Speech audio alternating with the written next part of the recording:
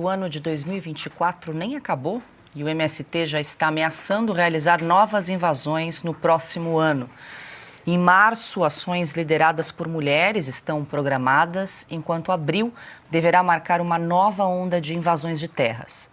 Apesar da aliança histórica com o petista, na última sexta-feira, o dirigente do movimento invasor de terras, João Paulo Rodrigues, renovou as críticas à gestão do presidente Lula. Durante a apresentação do balanço anual do MST, Rodrigues cobrou a entrega de novos assentamentos e mudanças na agenda política e de comunicação.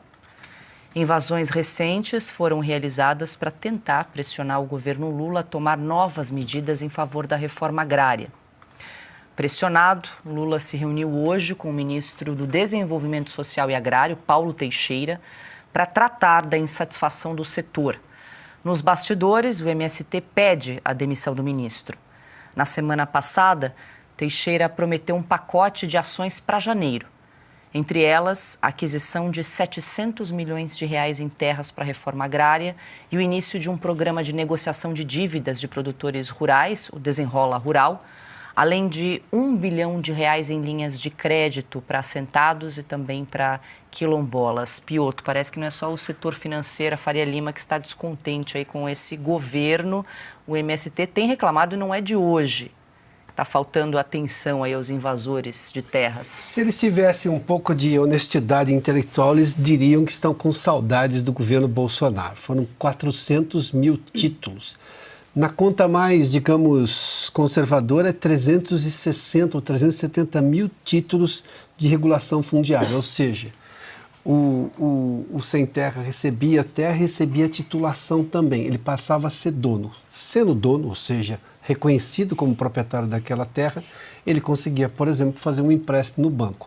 E mais que isso, cortava esse cordão umbilical de ligação política e ideológica com o MST, ganhava autonomia e independência.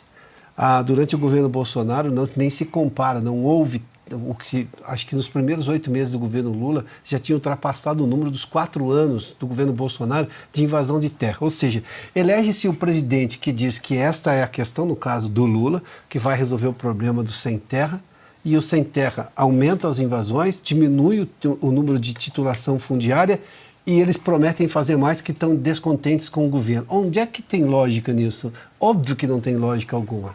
Mas, enfim, o mundo ideológico compensa mais. E aí você vê os artistas aí, né, colocando o boné do MST.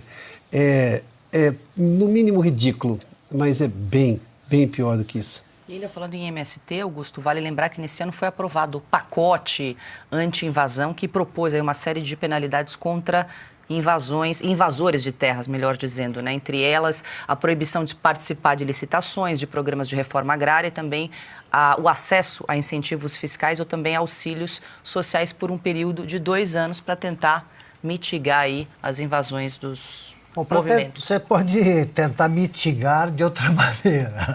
Cumpre a lei. Aqui em São Paulo, eu não sei quantas foram as invasões, foram pouquíssimas. Em Mato Grosso e em Mato Grosso do Sul também, sabe quantos prefeitos o PT elegeu nas últimas eleições municipais? Nenhum. 0. Vê como o MST, que costuma fazer invasões nesses 2 estados, consegue aumentar a popularidade do governo que apoia, né? E do PT a quem se associa. Agora, eu quero ver uma invasão, até agora não ocorreu nenhuma. Uma invasão do MST para testar a coragem deles em Goiás. Goiás não existe o Abril Vermelho, não existe invasão. E o governador Caiado diz que não houve nem haverá. Esse ano eles deviam topar o desafio. Invadam lá. E em São Paulo também o governador Tarcísio acabou com aquela brincadeira de você ficar prisioneiro de um juiz que retarda a ordem judicial ali para devolver ao seu proprietário, né? Para cumprir a Constituição. Aqui funciona rapidamente quando acontece. Em São Paulo. Em Goiás nem precisa.